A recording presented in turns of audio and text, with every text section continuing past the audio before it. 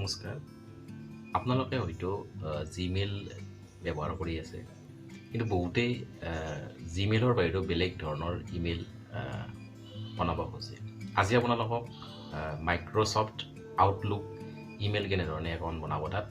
সেই সম্পৰ্কে জনাম তেন্তে চাওঁ হওক আজিৰ এই ভিডিঅ'টো আপুনি মাইক্ৰ'ছফ্ট আউটলুকৰ একাউণ্ট বনাবলৈ হ'লে প্ৰথমে আপুনি গুগলত চাৰ্চ কৰিব গুগল বা ক্ৰমলৈ গৈ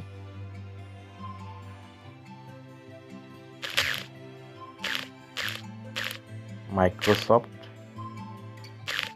আউটলুক এনেধৰণে চাৰ্চ কৰাৰ পিছত এটা অপশ্যন আহিব ইয়াত লিখি দিব দিয়াৰ পিছত নেক্সট কিছুমান অপশ্যন আহিব পাছৱৰ্ডটো বনাব লাগিব আপুনি এনেধৰণে কৰাৰ পিছত আপোনাৰ মাইক্ৰ'ছফ্টত আপোনাৰ যিটো একাউণ্ট আছে সেইটো ক্ৰিয়েট হৈ যাব ইয়াৰ পিছত আপুনি একাউণ্ট ৰিকভাৰীৰ বাবে আপুনি এটা ইমেইল বা ফোন নম্বৰ দি থ'ব লাগে কেতিয়াবা ধৰি লওক পাছৱৰ্ড বা কিবা পাহৰি গ'ল তেনেধৰণৰ সমস্যা হ'লে ৰিকভাৰ কৰিব পাৰি তাৰ কাৰণে ইমেইল বা ফোন নম্বৰ দি দিব পাৰে অত্যন্ত সহজ এইটো ক্ৰিয়েট হোৱাৰ পিছত আপুনি এপটো ডাউনলোডে কৰি ল'ব পাৰে মই অলৰেডি ডাউনলোড কৰি থৈছোঁ এইটো